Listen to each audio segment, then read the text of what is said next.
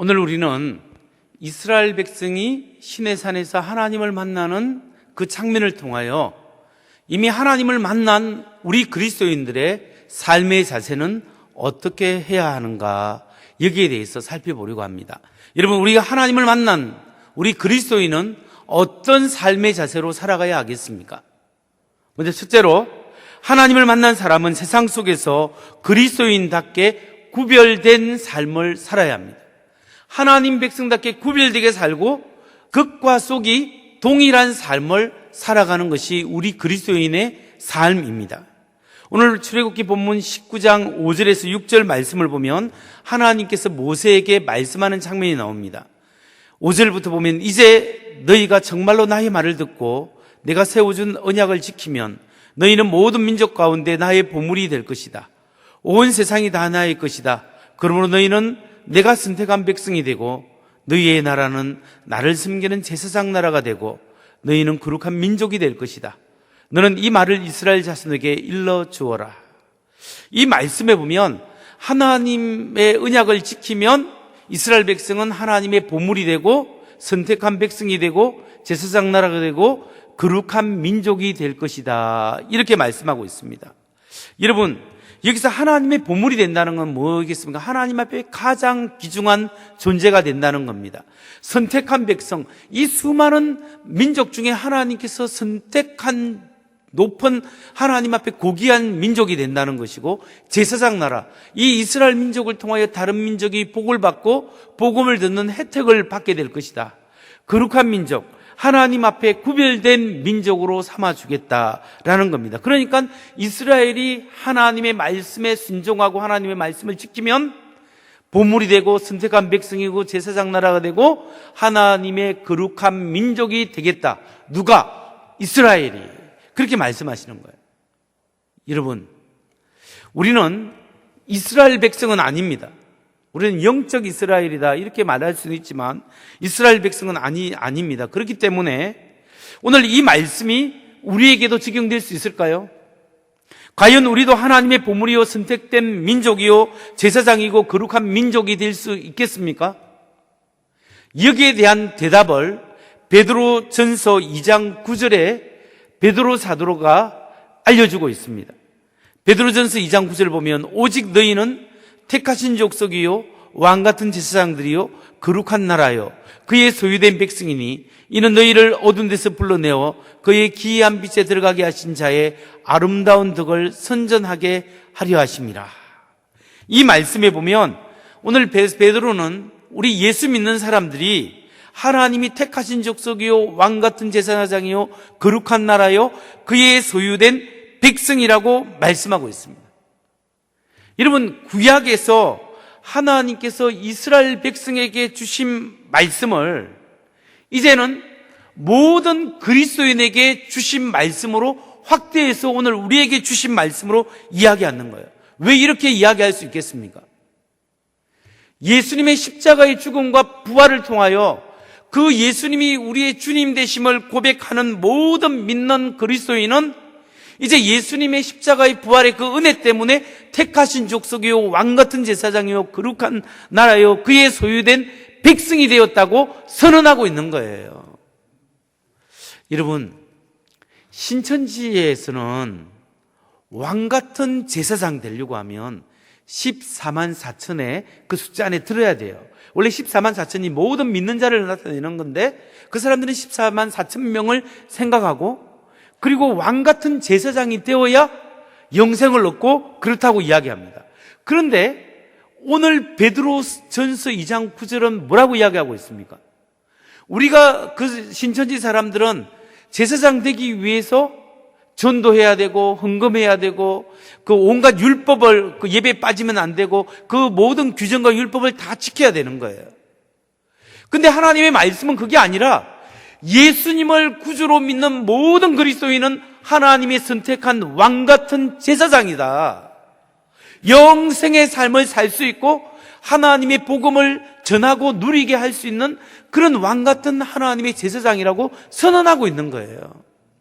그러니까 우리가 오해하지 말아야 될 것이 뭐냐면 우리가 누구인가를 확실히 알아야 하는 거예요. 우리가 하나님이 선택한 하나님의 백성이고 예수님 때문에 이제 우리가 왕같은 제사장이 되었다. 이걸 알아야 돼요. 그러니까 우리가 하나님 앞에 옛날에 이스라엘 백성만 구별된 사람이 아니라 오늘 우리도 하나님 앞에 구별되고 선택받은 하나님의 백성인 것을 믿어야 한다는 거예요. 그러니까 우리가 진짜 하나님의 사람이에요. 구별된 삶을 살아가야 합니다. 우리가 예수님의 그 이름으로 가짜의 삶이 아니라 진짜 예수 믿는 삶을 살아야 한다는 거예요. 그렇기 때문에 여러분, 우리가 흉내만 내는 그리스도인이 아니라 정말 하나님의 사람으로 살아가고 그런 구별된 삶의 실험이 우리 속에 있어야 합니다. 여러분, 우리가 크리스찬으로서 진짜 구별된 삶으로 살아가기 위해서 실험할 때 가장 크게 실험해야 될 문제가 뭔지 아십니까? 그게 바로 인테그리티의 삶이에요. 인테그리티가 뭐냐 하면 이것은 진실성, 온전함으로 번역할 수 있는데 이 번역이 할 단어가 정확하게 이게 뭐라고 하기가 힘듭니다. 이걸 진실성, 온전함을 포함해서 성실성, 정직성, 신뢰성, 고결성을 포함한 말이고 극과 속이 같다라는 말이고 말과 행동이 동일한 도덕성, 그 성품, 그걸 인테그리티라고 합니다.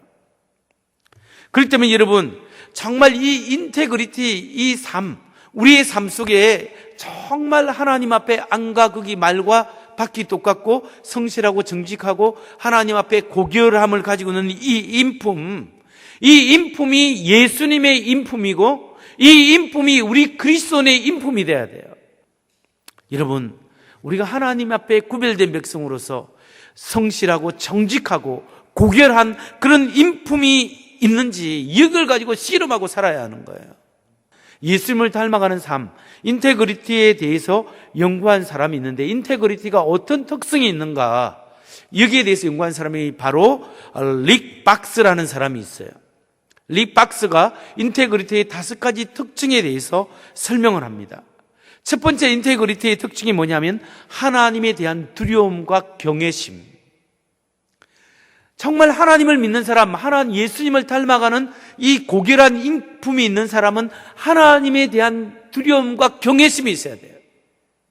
모든 것을 자기 마음대로 성질대로 하는 게 아니라 하나님에 대한 두려움과 하나님 앞에 경외하는 마음이 있는 사람이 하나님을 정말 섬기는 사람이요, 그 사람이 예수님 닮아가는 인격이라는 거죠.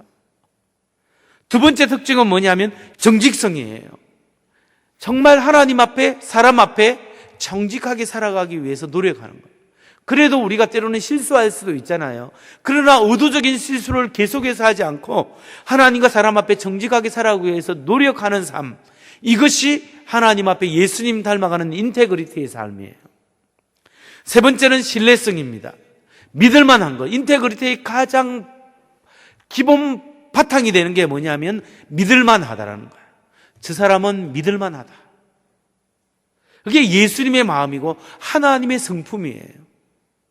네 번째는 탁월성입니다. 왜 탁월성이냐면 하나님 앞에 정직하고 고결하고 성실한 사람은 자기에 맡겨진 일을 대충 아무렇게나 해버리는 게 아니라 그것을 위해서 최선의 노력을 다하는 거예요.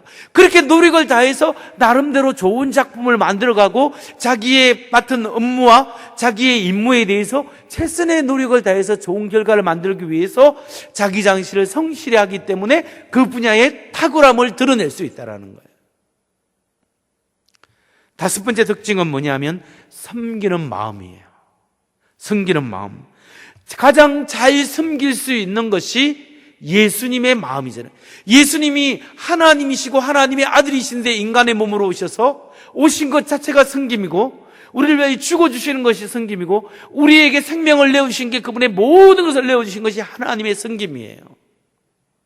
그러니까 우리의 삶 속에 이런 마음들이 있다면 우리가 정말 예수님 닮아가는 거고 이런 성품을 길러가는 것이 예수 믿는 삶이에요.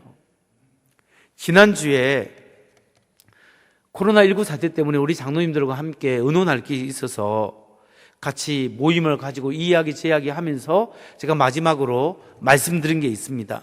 우리 교회가 지난주니까 3주 동안 예배를 온라인 예배를 드리다 보니까 경제적으로도 좀 어렵고 선교 후원을 해야 되는데 선교 후원하는 것도 좀 재정상 좀 어렵습니다.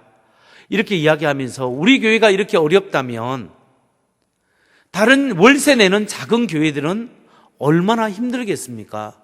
우리 장로님들, 우리 교회가 그런 사람들을 좀 우리 지역 지방이라도 좀 도와주었으면 좋겠습니다 라는 마음이 있다고 제가 말씀을 드리는데, 우리 장로님들이 적극적으로 좀 모금을 하자 해서 십시일반 좀 모으고, 어떤 분은 또 헌금도 하고, 그렇게 해서 우리가 모아지고 헌금한 돈과 교회 재정을 좀 모아서 지난 수요일에 우리 지역에 있는 30곳 30교회를, 재정상 어려운 교회를 선정해서 우리가 격려금을 평소보다 한 2-3배 정도 더 우리가 격려금을 드리는 그 행사를 했습니다. 제가 그걸 보면서 저는 그 도와줬으면 좋겠다는 안타까운 마음을 말했는데, 장로님들이 섬기는 마음으로 행동으로 보여주고 그렇게 실천하는 것을 보면서 참 귀한 장로님이시다. 우리 교회 장로님들은 인테그리티, 정말 주님 닮아가기 위해서 노력하는 그런 장로님이다, 그런 생각을 하게 되었습니다. 몇 주 전입니다. 우리 교회에서 마스크를 한 400장 정도 구해서 복명일동의 어려운 분들을 나눠드렸습니다. 여러분, 이렇게 나눠드리다 보니까 우리 쓸 것도 별로 없었습니다. 여러분, 우리가 왜 이런 섬김의 삶을 해야 할까요? 왜냐하면 우리는 하나님의 구별된 백성이기 때문에 하나님을 사랑하는 그 마음으로 성도를 사랑하고 이웃을 사랑하고 지역 사회를 섬기고 한국 사회를 섬기는 것이 오늘 우리에게 주어진 맡겨진 임무요, 우리가 마땅히 해야 될 삶의 양식이라는 것을 우리 하나님의 말씀이 우리에게 알려주고 있기 때문입니다. 성도 여러분, 하나님을 만난 우리 백성은 하나님에 대한 두려움이 있는가? 경외심이 있는가? 그리고 우리 마음속에 정말 정직한 마음으로 살아가기 위해서 노력을 하고 있는가? 나는 예수 믿는 사람으로 믿을 만한가?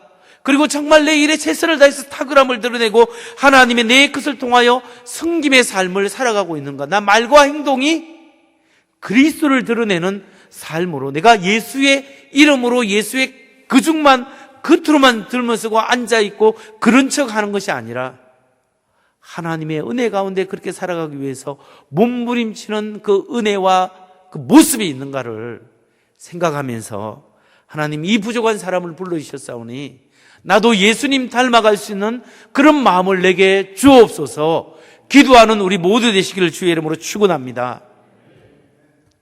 이제 마지막이자 두 번째로 오늘 본문에서 얻을 수 있는 교훈, 하나님을 만난 사람들의 삶은 매일매일 하나님의 임재 속에 살아가야 한다는 겁니다. 하나님의 임재 속에, 하나님 앞에서 내가 살아간다, 그 의식을 가지는 것이 굉장히 중요합니다. 이스라엘 백성들은 이제 드디어 하나님을 만나게 됩니다. 그동안 말로만 들었던 하나님, 귀로만 들었던 하나님인데, 이스라엘 백성 전체가 신의 산 앞에서 그 창조주 하나님, 그들을 조상의 아브라함의 하나님, 이삭의 하나님, 야곱의 하나님을 그의 몸으로 느낄 시간이 되었습니다. 근데 하나님이 하나님을 만나러 올 때 그냥 만나는 게 아니라 두 가지 규정, 조건이 있습니다. 첫 번째 하나의 규정은 성결케 하라. 몸을 성결케 하는 겁니다. 출애굽기 19장 10절입니다. 여호와께서 모세에게 이르시되 너는 백성에게로 가서 오늘과 내일 그들을 성결하게 하며 그들에게 옷을 빨게 하고 여기 보면 몸을 성결케 하고 옷을 왜 빨라고 했겠어요? 왜냐하면 옛 모습, 옛 사람, 그 모습 그대로 하나님을 만나면 안 된다는 거예요. 새로운 마음을 가지고, 새로운 결단을 가지고, 복장도 새롭게 해서 새로운 마음과 새 모습으로 하나님을 맞이하는 것을 준비해야 된다. 그런 의미에서 성결케 하는 거예요. 두 번째는, 또 다른 규정은 뭐냐면 나팔 소리가 울릴 때까지 기다려야 한다. 나팔 소리가 울릴 때 이스라엘 백성이 시내 산 기슭까지 올라가되 산 위로 올라가지 말고 일정한 거리를 두고 멈춰야 한다. 이게 규정이에요. 그러니까 나팔 소리가 울릴 때 움직이기 시작하는 거예요. 그러면 나팔 소리는 무엇을 말할까요?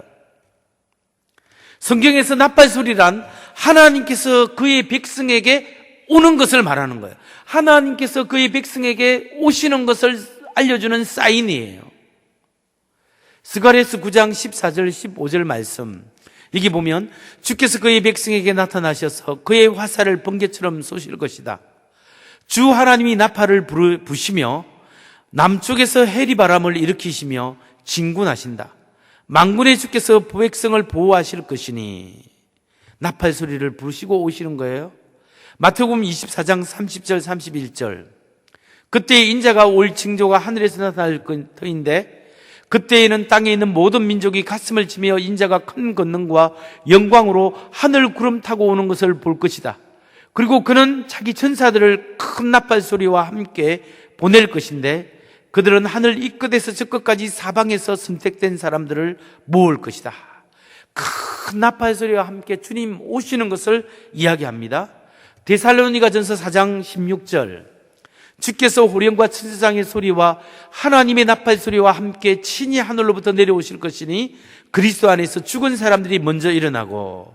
하나님의 나팔 소리와 함께 오신대요. 그 구약이나 신약이나 나팔 소리는 하나님이 우리에게 오시는 것을 상징하는 사인이었습니다. 그렇다면 시내산에서는 나팔 소리가 날 때 하나님 앞에 나아갔다면 신약의 백성인 우리에게 하나님은 언제 오십니까? 신약에서 하나님은 우리에게 오셨죠. 벌써 나팔 소리가 울렸어요. 그게 뭘까요?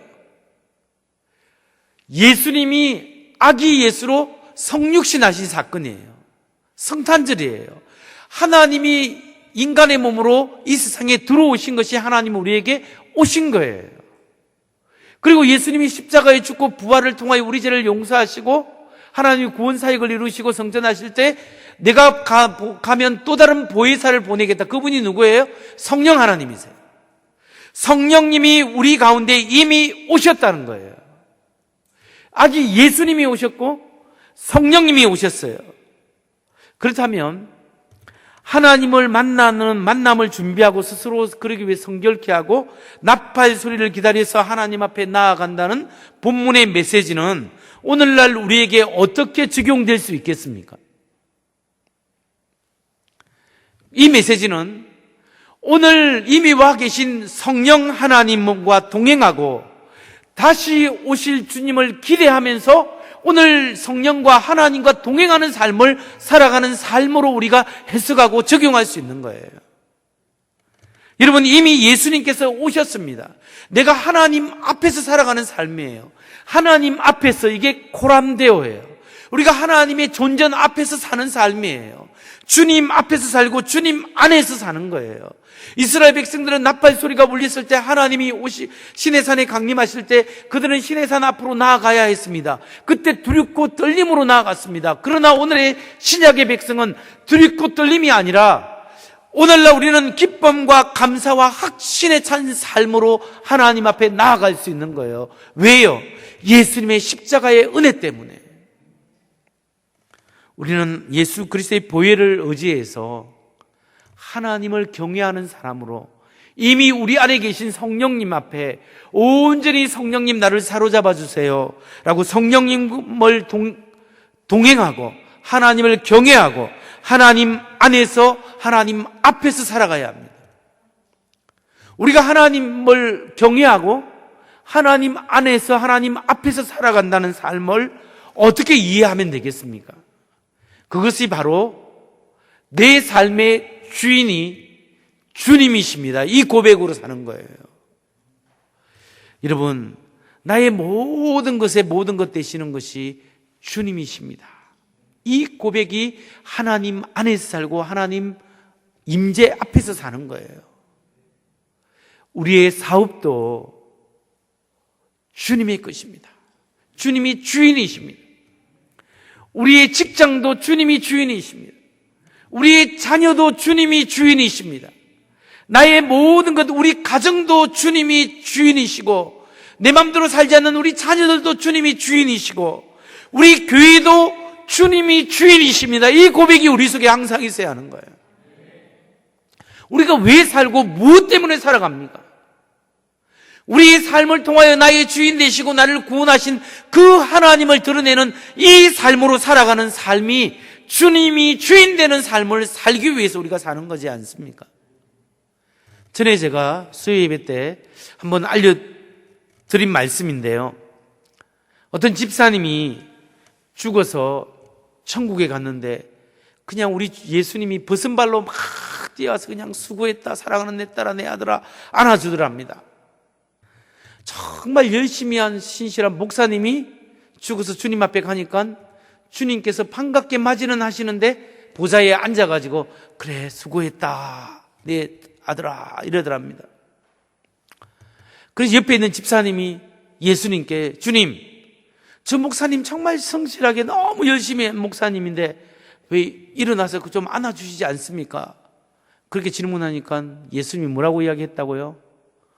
목사제들은 내가 일어나기만 하면 내 자리에 앉으려고 하기 때문에 내가 일어날 수가 없어 그러랍니다.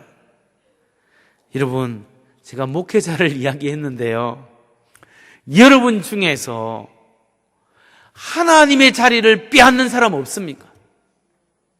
마땅히 이 삶이 이것이 주님 앞에 드려져야 되고 이것이 주님이 주인이시고 이것이 성경적 가치관대로 결정되어야 되는데 내 욕심, 내 뜻, 내가 주인 되어 내 마음대로 선택하고 살아오진 않았습니까? 내 삶 속의 중요한 부분을 주님께 주권을 올려드려야 합니다. 하나님 아버지, 주님이십니다. 내 마음대로는 이렇게 확 하고 싶은데 그러나 하나님이 기뻐하시는 대로 살기를 원합니다. 내 인생을 내 통해서 하나님이 하시고자 하는 것이 무엇입니까? 라고 고백하고 그것을 선택하고 그렇게 살아갈 때 하나님이 기뻐하는, 하나님의 안에서 살아가고 하나님을 경외하며 살아가는 삶인 줄 믿으시기 바랍니다. 말씀을 마칩니다. 성도 여러분, 하나님을 우리는 만났습니다. 이스라엘 백성은 하나님을 만나기 위해서 두렵고 떨림으로 나아갔지만 신약의 백성은 하나님을 이미 만난 거예요. 우리 하나님을 만난 우리는 어떻게 살아야 하겠습니까? 세상과 구별된 삶을 살아야 합니다. 예수 믿는 사람답게 극과 속이 같고 정말 인테그리티가 있어서 우리의 성품이 예수님 닮아가는 삶으로 우리가 그렇게 살아가야 되는 거예요. 단지 할렐루야 예수님이 나의 죄를 위하여 십자가를 죽으셨고 부활하셨습니다, 이것을 아는 것이 아니라 그 지식이 나의 마음으로 내려와서 내 성품이 되고 내 삶으로 드러나는 모습으로 발전되어질 때 하나님의 사람으로 살 수 있다는 것을 믿어야 하고 소망해야 합니다. 둘째로 우리는 하나님을 만난 사람으로 어떻게 살아야 하겠습니까? 하나님 임재 안에서, 성령 안에서, 하나님 앞에서 하나님이 주인 되심을 고백하고 그렇게 결단하고 살아갈 때 하나님, 너는 내 것이다, 내가 너를 선택했다, 내가 너를 통하여 내가 할 일이 있다, 그렇게 하나님이 기쁨을 받는 하나님의 사람들일 줄 믿습니다. 하나님 앞에 살고 하나님이 주인 되심을 고백하는 사람은 하나의 공통된 특징이 있습니다. 그게 뭐냐? 하나님을 기쁘시게, 내가 원하는 것 한 가지, 내가 좋아하는 대로 사는 것이 아니라 내가 원하는 것 한 가지, 하나님의 기쁨이 되는 것, 하나님이 기쁨이 되는 것. 하나님 뭘 원하세요? 뭘 기뻐하세요? 그렇게 살아가는 사람들 되기를 소원하는 사람인 줄 믿으시기 바랍니다. 오늘 하나님 만난 사람으로서 하나님을 올바르게 경외하고 주권을 인정하고 하나님을 기쁘시게 할 때 하나님께서 내 사랑하는 내 딸아, 내 아들아, 내가 너의 삶을 통하여 내가 영광을 받았다, 하나님 앞에 기뻐함을 받는 하나님의 귀한 사람 되시기를 주의 이름으로 축원합니다.